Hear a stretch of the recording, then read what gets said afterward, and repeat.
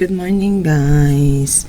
It's Thursday today pero nagpalit ng naging whole day yung mga bagets ngayon. Tapos tomorrow half day nila kasi last week of school before Christmas break. Meron kaming work ngayon pero mamaya pang 10:30 pero malapit lang naman siya. So, while waiting, gagawin muna natin tong aking favorite na chore. Ang magtupi. Mylon, daming tupiin na naman. Gagawin ko na siya ngayon para hindi ako tatama rin mamaya. Pag tinamad ka na naman, tatambakan ka na naman ng mga kung anik-anik. Kaya gawin na natin ngayon habang sinisipag tayo. Kasi meron pa akong 1 hour bago kami pumunta dun sa aming lilinisan for today's video. Doesn't matter if the snow is falling. Ayan, nasa bahay na tayo guys. Ararating lang, isa lang ang aming linis for today kasi ano lang yun nag-cancel kasi siya nung nakaraan. Hindi pwede yung schedule niya. Sakto naman ngayong Thursday, whole day yung mga bagets. So, naisingit namin siya. Tapos, meron ulit tayo ng card na galing sa kanya.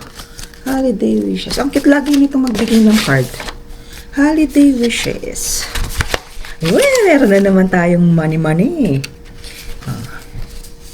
Merry Christmas and Happy New Year. Thank you for all the work you do for me. May peace and love surround you this season always. Ang cute ng card Thank you. Ang charap-charap naman ang pagkakahiga niyan. Ano sana, nakaganyan lang. Hindi nga nakalabas yan sana naging doggy na lang ako. Sarap buhay. Patulog-tulog lang.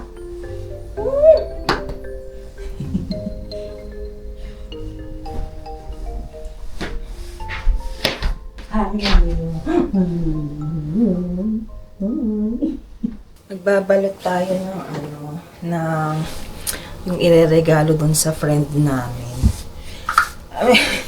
Ito ko sana lalagay. Yung duty free sa Taiwan. Sabi ko nga sa inyo, diba, naman. Puti pa naman. Hindi naman maarte yan, kaya lang, diba? Dito. Tapos may nakita ko, ito talaga i-recycle ko. Hindi man, syempre hindi kakasya dito yung ilalagay ko. Pero, para base niya, silalagay ko nga itong mga ite. Ito. At siyempre, alay ko. Ito.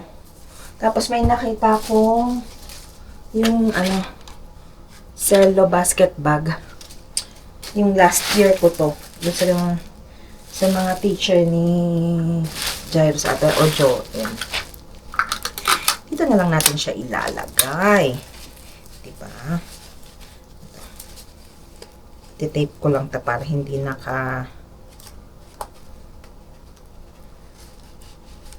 para nakaayos naman siya. Diba? Yung tawag dyan, kahit see-through, at least maayos-ayos naman tignan, hindi mukhang ewan.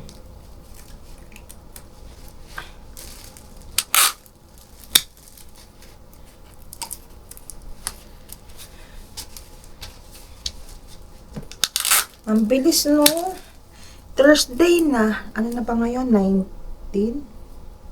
18. Next week, Pasko na. Sa susunod na week, New Year na. Ay, nako. Kamusta pala ang 2025 nyo, guys?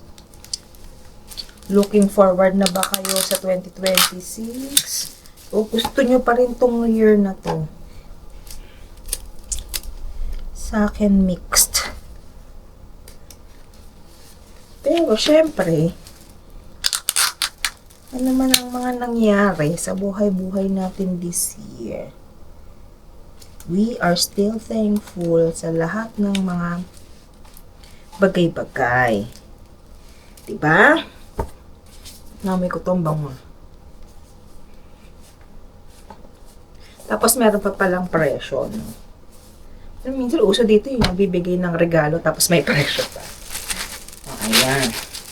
Nalagay natin siya dito. Para hindi naman siya mapunit-punit. Ayan. Kabila.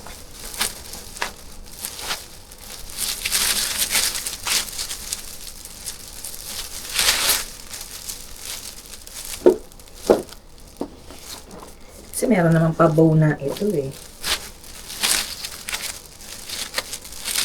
Diba? Red and green. Ayan. Tapos ite. Tapos ite. Tapos, may kasama pong ano. Ayan. Diba? Kompleto sa Ricardo's. Sa Dalarama ko lang nabili ito last year eh. May sobra. Edi, wow.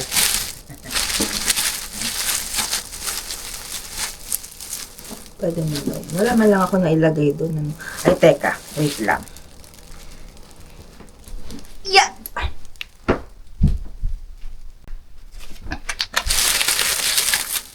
Yan. Oh, diba? Diba? Ang gulo-gulo mo.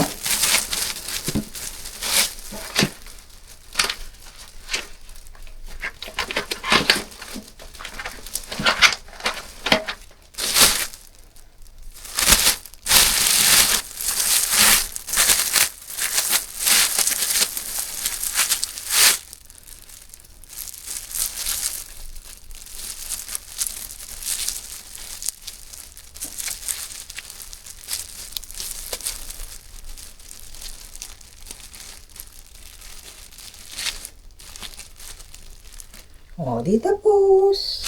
A few moments later. Niluto ko na yung dinner namin bago ko sila sunduin. Saglit lang naman to. Lulutuin natin yung adobong manok. Pinainit ko na tong kalan natin. Para dire-diretso na tayo. Teka natin ito para mamaya ay nilalagay na lang ang mga sahog-sahog. Ang liit pala na. Ang cute naman ito. Ang liit. May umaamoy-amoy na naman din eh. May umaamoy-amoy na naman. Yan. Para mailuto na. Para ano, hindi masyadong maraming mantika. Yung sarili na lang niyang mantika. Pag nagluluto din ba kayo, tansya-tansya din? Ako kasi si team tansya-tansya. Kaya gusto kapag yung nagluluto, di ba, mas maano, parang matitimpla mo siya according sa lasa mo. So, ngayon, eto na siya. Lalagyan na lang natin ng toyo ko at saka toyo ko.